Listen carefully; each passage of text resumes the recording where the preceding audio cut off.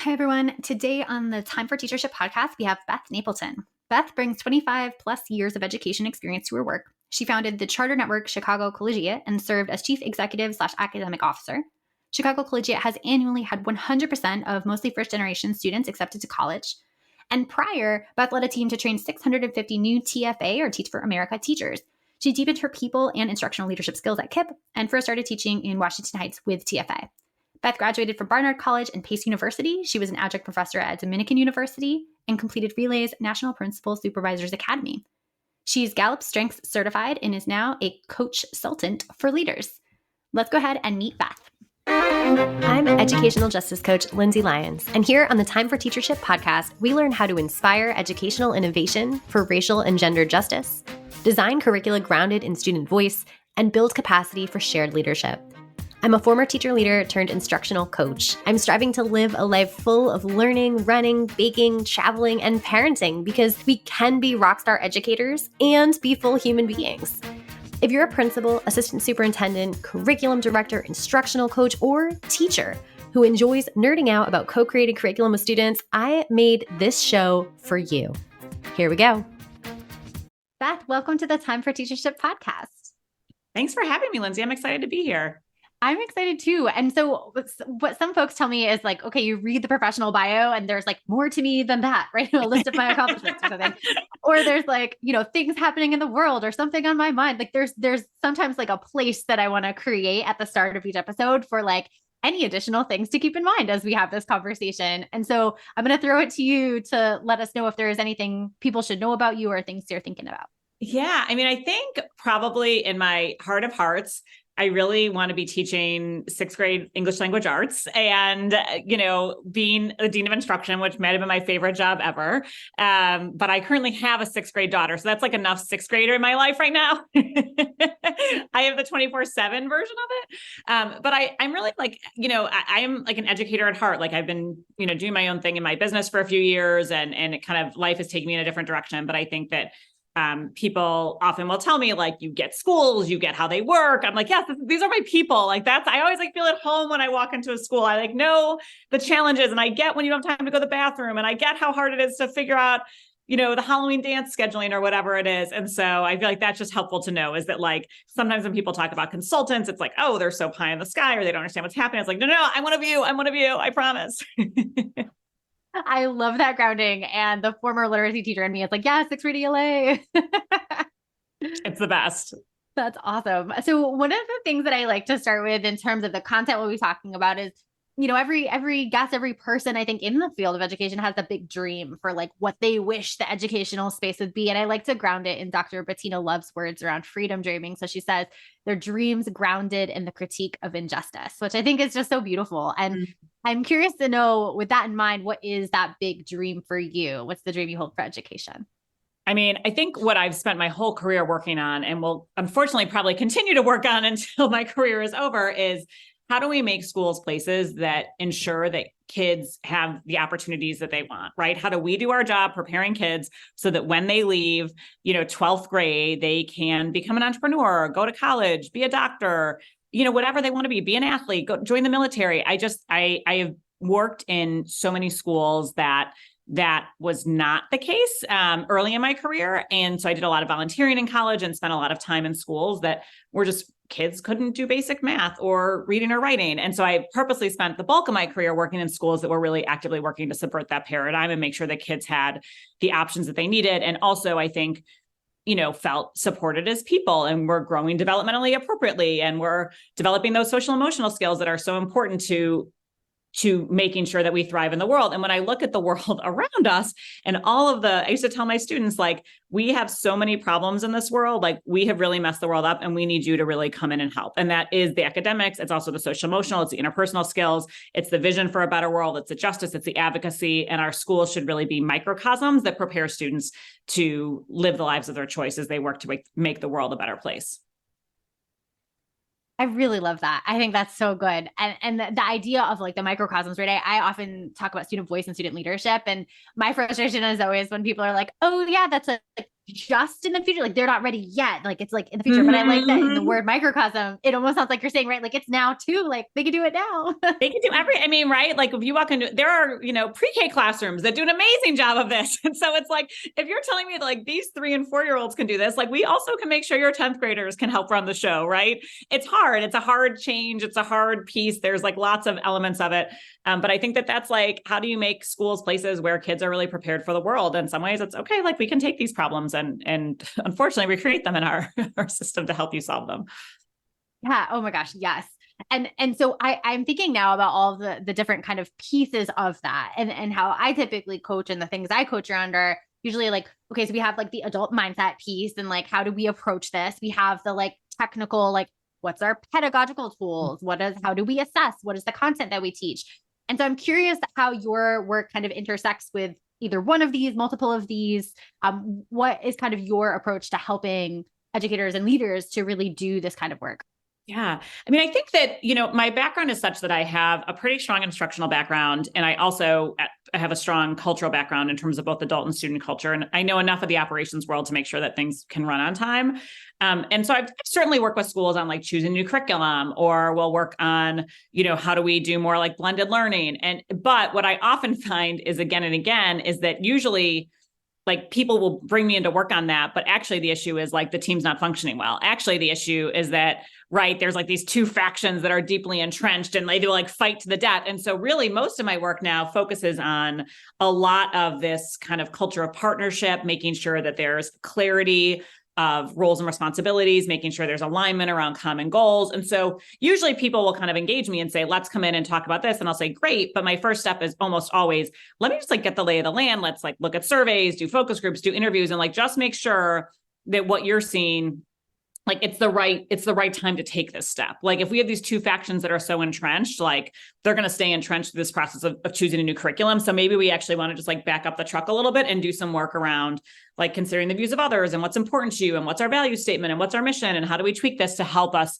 all be moving so that we can, row in the same direction. Yes. I love this. And I think that's exactly it. I think a lot about adaptive leadership and adaptive leadership theory, right? And it's like the adaptive challenges are the ones that are persistent. They keep coming back. Like we're not solving them with a new curriculum, like, and just kind of a PD on that and we're done. Right. And so I think I don't know that I typically think about the like interpersonal team dynamics or like the alignment pieces, like the things you're talking about. Like I love this because I don't necessarily think about them, but I know there's something deeper there. And I love that's where you shine. So I'm wondering, what are some of the like either mindset shifts for leaders or mindset shifts that you kind of coach leaders to help the team members through to kind of remedy some of this stuff when we see it and we say, we're going to back that truck up, we're going to address it. Like, how do we really do that? Or what are the things that are like maybe some of the barriers that get us to the action steps? Yeah. So I'm thinking about a client I had who I worked with in Durham. He led a charter school of about 650 kids. And he originally brought me in because his executive director was transitioning and they wanted some support for him. And he wanted to figure out how to really coach and develop his assistant principals. And I said, okay, great. Let's like come in and do this current state analysis and like get the lay of the land and just like make sure that's the right thing to focus on. Just like, I might go to my doctor and say like, my leg hurts. I think my ankle's twisted and say, oh, you're right. Go do this. Like they test it, right? They like run some of their own tests to make sure that it's the accurate diagnosis. And so, I went down and did a site visit. We did a bunch of surveys. I walked around and I came back to him and said, look, I think that like, yes, that is an area that needs to be developed. But if you try and do that now, you're going to really struggle. And that's because there's a couple of issues. One is that you don't really have the strong, it's like not really clear what everyone's working towards. Like there's not alignment on common goals or what actually matters most. And I think a lot of times in schools, there can be a lot of disagreement about that. And it's like very healthy disagreement, but like you need to help people get to some point of like, this is what's most important, or here's how these things complement each other.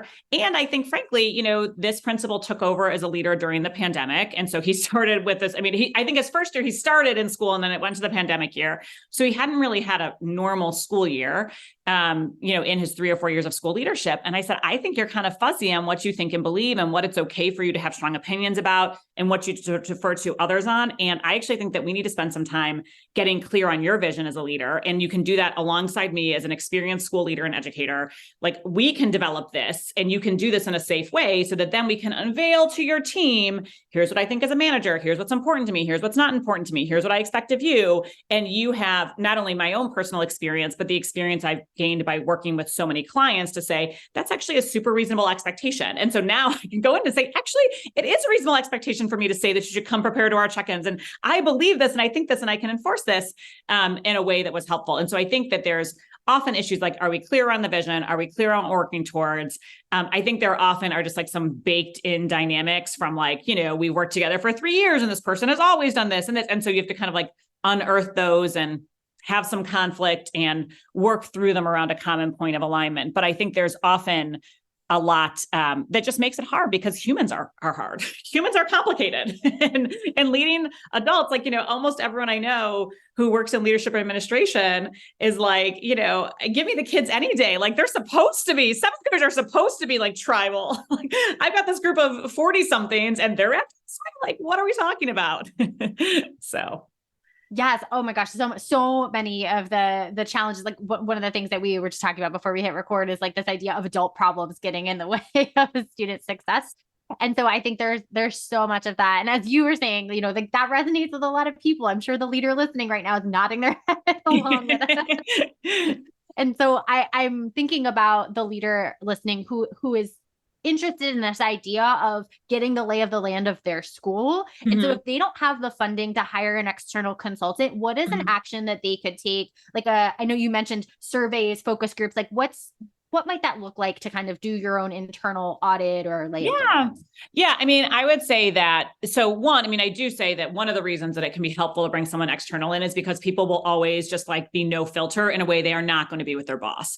And so, I've been in the tight budget situation. I get sometimes you have to hack and DIY. And so I'll definitely go into kind of some of the things you can do. But I do find that a lot of my clients are like, oh my gosh, that alone was worth it because people would say things to you that they would never say to me. And by the way, I take all that raw material and like the 100 pages of notes and synthesize into like our 3 takeaways. So like you as a leader don't have to like swim through all that and think about it. That said, I think, one of the most important things is that a lot of what is really important in this work is knowing what people's perceptions are. And I think what's tricky is that people can say, but their perception is not reality. And it's like, but it's their reality. And you have to understand what their reality is, because until you understand how they're looking at this challenge and at this organization, at this school, you can't meet them where they're at and get them to a point. So people will say, but we have this policy and this policy says this. And people say that we don't have this policy, but we do. Well, then, there's a gap. You need to do more to educate people and to help bridge the gap between perception and reality. So one tool that I'm a big fan of is I'm a big fan of staff surveys. I think they can be really impactful because they tell you, you can use questions that have like on a scale of 1 to 10. It allows you to get averages, means, concentration of how strongly people feel these things. And you can have statements like, I feel, I'm trying to think of some examples like, my workplace demonstrates care and concern for its employees, scale of 1 to 10, agree or disagree, and then an optional place for comments. My feedback from my manager helps me in my work, right? You just kind of have these like statements and people agree or disagree and you can aggregate them. They can be pretty intense. They can be really short. I always tell people that you should do the survey where you're really prepared to squeeze the data out of. So people get really excited and do like 100-question survey. And then you don't have the time to digest it. And it's like, I'd rather you just give the 2-question survey or the 3-question survey and really digest it. But, easier said than done. And actually, I'll be curious by the time this airs. One of the things I'm thinking about is like having some sort of like a survey service for people where they can use that kind of like a survey in a box where you can say, okay, let me like buy this survey and administer this. So we'll see where that comes to fruition by then. But I think you need to give a survey. I always recommend being able to make it anonymous. But then the key is you have to give people time to do it in a place where they're sitting down and ready. So it is an in-class test. This is not take it home and do it anonymously. You won't be able to track it down. You won't know who did it. 50% responded, which 50%? So we're in an all-staff meeting. The link is in your inbox. I need you all to do this now. I'll put on music and there are snacks and go. And then I also know as a leader, we gave this survey at the Wednesday afternoon staff meeting. And remember, Wednesday morning, the fire alarm was pulled 3 times. So, okay, I now know the state of mind people were in when they took this because it was a very defined window. I gave it to everyone. You still, by the way, won't get 100% participation, which will drive you absolutely bananas because like you were in the room, but that's okay. That's normal. You'll get enough of an input to know, and you'll be able to keep it anonymous. And you can ask things like, what grade level do you teach on, or what subject you teach, but you should make sure those groups are generally like 5 or more people, because people will feel wary about identifying themselves. If I'm the only art teacher and you're going to make me say I teach art, I know that is it anonymous, and that's not the point. But if I identify as a specials teacher and there are 6 or 7 specials teacher, I know that then as a leader, I have the ability to look at that trend by the entire department. So I do think that is like, you need to know what people think is happening, and then look at what you believe is happening and figure out where that gap is and how you can start to bridge it. Oh, so good. So I love the level of detail that you just went into there. I love the examples. Very practical, like I said. So good. And like, just even sit everyone down. This is your time. Like, it is worth it to dedicate your staff meeting time to do something like this. Yes, right? I think that's like a big takeaway for me. And so thinking about, once people have that lay of the land, right, what is maybe step 2 to figure out, like, we've kind of diagnosed what's happening, we've gotten the perceptions of staff, and then how do we start tackling the adult problems? And I know it could be like obviously dependent on what everyone said, but like, what's maybe one example of something that you've helped a staff kind of go through, helped a leader solve an adult problem in a school system, or something that maybe someone could take away listening? Well, so the next thing I would say, so you're in the meeting, you gave the survey out. Okay. And what you should do really ahead of time is block out time that night or the next morning to be like, let me go in and digest this. I always recommend, if you like a glass of wine, it does not hurt to digest survey results with a glass of wine, right? There's always some stuff that can be about like, oh, my feelings are hurt by that. Or like, oh, that's a little bit harsh. And that's just part of the game. We've all been there. But how do you go through it? How do you start to go through that and say, like, what am I noticing here? And I think I tell people to pay attention to 2 things, like what surprises you and what doesn't surprise you. And, people will, I've used various thought catchers with clients or ways to look through this. And then what I like to tell people is like, you have to go back to people at the next staff meeting. You have to say, we gave the survey, and you might, like, you're not going to have all the answers and problem solved, but typically you can say, here's what you said that we are well aware of already, and this reinforced. Here's what you said that, we kind of thought, and there's already some stuff that's in the works on this. And here's what we're considering doing or thinking about doing as a result of this, of what you said. And then I also tell people, like, lean in and be brave and say, and here's what we're actually not going to prioritize yet. So I think that's where you as a leader know, people will, look at these results and say, there's so many places I could go, and what do we want to do? And like, we actually really need this like full scale compensation analysis, and we need to figure out this and benchmark. And it's like, the thing that you're going to do is better than the thing you're going to say you're going to do and never actually get done. And so know where your capacity is. And again, that's why sometimes people bring in people to help, because I can't do this, but how can I bring someone in? But you can say, we're not going to do a compensation analysis this year, but we're thinking about it for next year. It's a big lift. It's expensive. It requires this piece, and we just don't feel that way. But what we are going to do is look at our PTO policy and see if we can be more flexible when it comes to, COVID related leave, given the transition that many of you, whatever, like, you can say like, this is a piece of the pie we can take off. So I think folks do that. And then I think a lot of my work with leaders, when they're kind of in that stage, is like, they're kind of like, well, what's the most impactful thing? What do I do? Where do I focus on? And it really depends so much on like, what do you have the bandwidth for and what's working? I would recommend that you start with things that can be relatively quick wins, because that will help people like build faith and build confidence, and people will start to see some changes. You'll also like learn from that process, and that will allow to help you for some of the longer term pieces of it.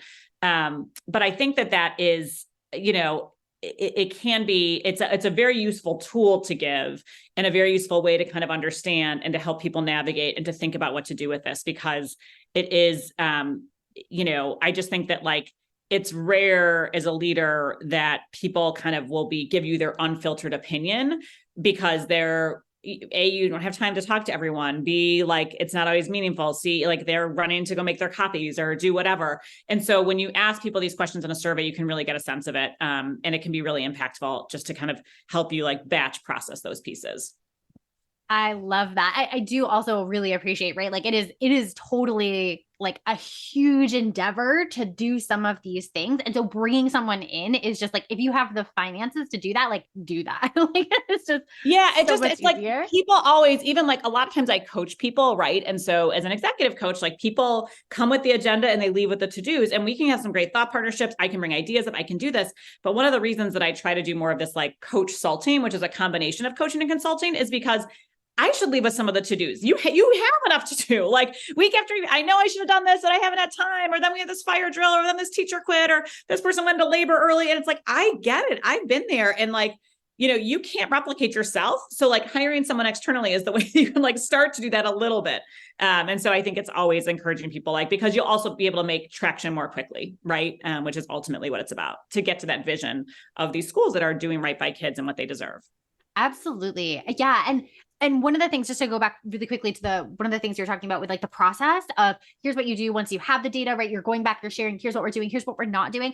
That resonates a lot with me, because I actually go to student voice data and this process is the same, right? So if a student is like, we want pizza for lunch every single day. And it's like, well, I love that you love that. Yeah. And here's what we're going to do because XYZ, or, we want this major new playground. Like, here's our budget. Look at the number. Now look at all of that allocated money. And now look what we have left, right? Like, it's like just bringing people into that process just a little bit to just be able to say, like, I hear you. And this is and I think that's the thing is like, people don't always have the perspective, right, that we have. And so, one thing that often will come up is people will be like, well, I know we don't have any money for this and I really want this. And actually that is covered by this funding. I actually can't allocate it to you. And so like, you can do some behind the scenes kind of knowledge building. And I always encourage people, like, let people into this. Like, you are making these decisions in a vacuum. It's like, I said yes to the library and no to the STEM curriculum. It's like, well, you did that because of the cost differences, because of what allocated funds mean, because the rules about purchasing with this and that and the other. And like, it's okay to say this to people and they will start to say, oh, okay, got it. You're working with like a different set of facts here. And like, you can bring people into that and start to build some shared understanding that way. But it's the same process, which I think is so great. Hey everyone, it's Lindsay, just jumping in here to tell you about today's episode freebie. Beth has a quiz which helps you identify what you most need as a leader. So when you're done with the episode, head over to the blog post, lindsayBethLyons.com/blog/151 and take the quiz to find out what you most need. Back to the episode. Right. Yeah. That shared process piece. I think I worked in a school district or a network of schools who had this as one of their philosophies, was like one learning model for all. Right. And so it was like the adults have the same kind of learning model and processes and strategies that we go through and expectations as the students. And so what's really cool about that is when we do this as leaders with our teachers, the teachers could then do some absolutely. You could do a class survey. Absolutely. Yeah. Right. You want to do free write every day. And I get that. And right. Like, it's the same as pizza for lunch. It's the same as like, no staff meetings any week. It's like, well, we have these things to do, these obligations, but I hear your desire for this. Here's how I can honor that. Right. We'll do free write Fridays, or we'll do, every first staff meeting of the month is a wellness day or whatever it is. So how do you kind of say like, I can see that spirit and meet them there. But I think that is really powerful when it models the same piece. Yeah. Yeah. There's so many possibilities to like kind of like play off of this one idea, right? And there's this concept of a kind of data collection and then kind of feedback looping like back and going forward in kind of a shared leadership way. Mm-hmm. And I think that's really powerful for a lot of things. Even if you go into it with like, oh, I wanted to address this problem, right? I think what you're speaking to is the process itself is one that can be done for any problem and will likely get at the root cause of whatever it is, despite what we go in thinking, as you said, right? We may think it's one thing, it's actually, we're not ready for that. And I think if nothing else, if leaders take nothing else away from, really like any conversation, I feel like that's it, right? It's like, you have to have that underlying process of what is the lived reality of people. And how do we collect that data? And then how do we come back and make shared decisions in that way that is structured? Like, absolutely. You can do anything with that. Well, and I think oftentimes I'll work, like I was working with a leader of an alternative high school in Indianapolis who was like incredibly strategic minded and helped like turn the school around, like got them off probation to like an 8-year renewal, like had really done great work, but was struggling with some staff turnover and kind of like this perception about, right, like, we can't maintain, teachers or, people from this demographic have a hard time working here. And so we kind of are going in from like a very big picture culture lens. And we instituted a survey. I mean, it was a 2-question net promoter survey. She does twice a year. She does it in May, I think like May and October, right? She does the same process. She does this. So like, you don't even have to go in and say like, I have a problem with X, let me give a survey. It's actually a great tool just to use periodically, just to kind of get a pulse on what's happening. And actually, as you start to do over time, you'll start to see trends over time. You'll start to be able to it'll bubble up things you weren't sure about. And it's also demonstrating to your staff, like, I value your opinion. I take your feedback seriously. I honor your, professional expertise, and things that we know from research shows us that like helps people feel more connected and more committed to their workplaces, which also helps as a leader as well. Yes. Oh, yes. To the ongoing, like just, this is part of how we do it, right? It's part of what we do. Yeah. Yep. And so, okay. So I am imagining that there are leaders listening who are like, I am game to do this. Like, I want to implement something like this. I love this idea. And then I imagine there are some people who are thinking in their minds, like, okay, well, I have this challenge, or I have like, here's a barrier that I foresee in this work or something like that. And so I'm wondering if you can illuminate for us, like, what is maybe one challenge that you've worked through with a leader, like a big challenge in doing the work? And then like, how did you work through it, or what advice would you give to a leader who's thinking about that now?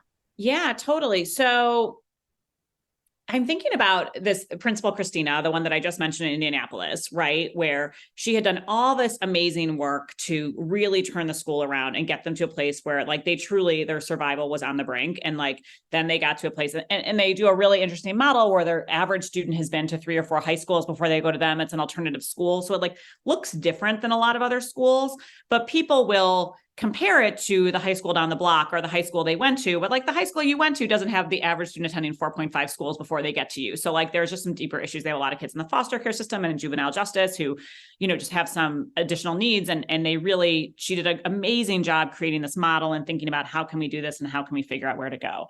Over the course of COVID, there have been some high profile resignations of some Black men. She was a white woman, and she was like, I am both really concerned about this. I want my school to be a place where Black men can really thrive.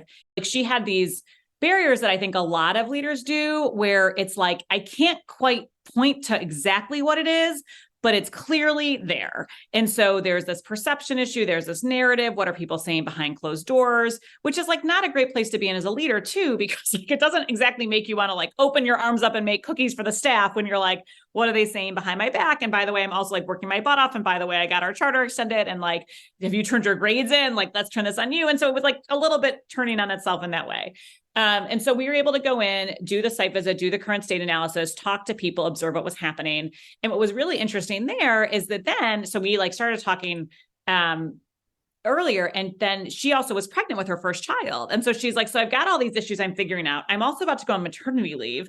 I'm usually working 12-hour days. How am I going to go away for 3 months with this new baby and new role and be able to do this in a way that allows me to enjoy that time, unplugs me from what's happening day to day, but also make sure the school doesn't crater. And so we kind of started doing this analysis. We started doing some maternity leave planning. We started thinking about her roles and responsibilities. We started thinking about how she could transition those over.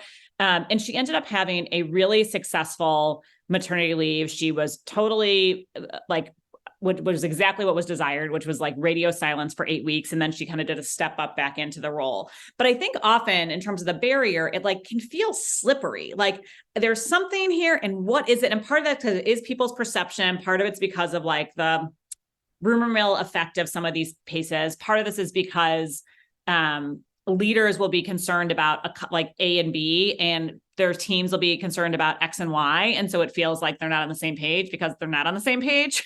And so there's some alignment about like, all of these things are important, but let's put them in order of priority importance and let's understand why. And let me articulate this as a leader.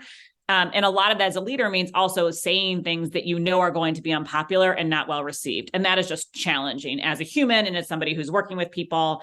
And often, principals are coming to this work having had colleagues and having been on a team, and all of a sudden they're now the only person in the seat, and it's really isolating. And so I think that we were able to really both get her to the successful leave, I love the maternity leave as a mechanism. It was like a forcing mechanism to have her like share responsibility, be clear on what people's like where their decision-making power was and wasn't, how these teams work together, who would function, and then really strip back and prioritize what needed to happen. Because it was like, you actually don't need to have things happen exactly as they would have happened if you were here. Your team's going to be down a person. What are we going to do to strip back what's most important? And I think that helped highlight what was essential. And then that helped when she came back, we were able to really thoughtfully think about how to reintegrate it into the work she was doing. She's like, I don't want to go back into checking in with everyone every week when they actually just went 3 months without this. Can I go to every other week? Okay, let's talk about what roles and why and what you might want to do and giving your priorities while they're at. So I think it can feel a little bit like, being like blindfolded in a dark room sometimes and kind of like fumbling your way through. And that often can be what's hard for leaders, is because like, if I can say this is the issue, well, then I can do something about it. But sometimes it's like getting to that clarity, or because there's so many different factors that kind of form this nebulous idea that it can be hard to break through. And that's where we were able to kind of get to some clarity, break it down, and start to just take it on piece by piece. That makes sense. And I think that the kind of forced break that being a parent all of a sudden like makes you kind of take a step back. I think there are, it doesn't have to be parenthood, but it could be a lot of those things that, like, for whatever reason, we have to do things differently. I love them as like testing grounds, right? Mm-hmm. So like when I was teaching and I was in a graduate program where I had to like be away from the classroom for like 2 days a week, like in a row every few months. And it was just like, okay, my students now know the process. They just got better about having subs because it was like, well, we know how to do this. We know the project we're working on. We know the drill. Like, I just think sometimes it's scary to take that leap, and like, you may not have a circumstance like that. So if you're not about to go on parental leave, right, figure out what it is for you. But I do think that's a beautiful way to just be like, let's try something different, whatever that impetus is, like, let's just test it and see how it goes. And that idea of coming back and saying, actually, this didn't work for me before, like, let's try something new as I reintegrate, is beautiful. And I think can be very transformative for people testing kind of something similar. And I think sometimes it's the external, like the grad program or parental leave. Sometimes it's medical issues. And sometimes people are just like, I cannot keep going on this way. I cannot keep working in this way. And that is a moment too. And it's like, okay, great. It's time to do something about that. Let's do this. You don't have to, right? Like, I think it's, for me, really important to see, I know how impactful it is when leaders are able to serve for their communities for a consistent period of time. I know the difference that makes on the ground for kids. And so what can we do to help you get through there? Because there is a way. You don't see it right now, because if you did see it, you would go that way. But there are people out there who've done it, who know, and can help you also not just do it while you also are maintaining what's important to you and what you don't want to give up, right? I don't want to give up that I make this big impact. I don't want to give up that I feel so connected to students. I don't want to give up this piece. And I also don't want to be working till 10 o'clock at night. I don't want to be, leaving after dark every day. I want to be able to take care of my health. So how do I hold all these things at the same time and kind of forge a path to making it happen? Yeah, absolutely. There's so much in the case study that you shared that I'm like, I want to dig back into that, but I'm recognizing our time is short. So I'll just ask you a couple questions to close out. One of them is kind of like, following this episode, a leader listening might be like, all right, I want to like start with something small, a little bit of like a momentum builder, perhaps, to kind of start doing some of this work in the process that we've been talking about. What is one thing that they could do like tomorrow, for example, that could just get them started with this? So the one that I'm going to tell them is, I made a 2-minute quiz. And so I'm like, take the quiz. It's 2 minutes. And I mean, I will say I'm a big fan of quizzes of any kind, like from, Cosmo to like, Harry Potter, BuzzFeed House. I just think it's like a chance to like share a little about yourself, look in the mirror, and then reflect. And so my 2-minute quiz is leadership-quiz.com. It'll bring you to my website, and it'll be at the top of the page. And it's, what do you need most as a leader? And so I think that it's helpful because that will help you identify, here's where my biggest gap is. And I can start to think about, okay, since that's my biggest gap, now what do I do?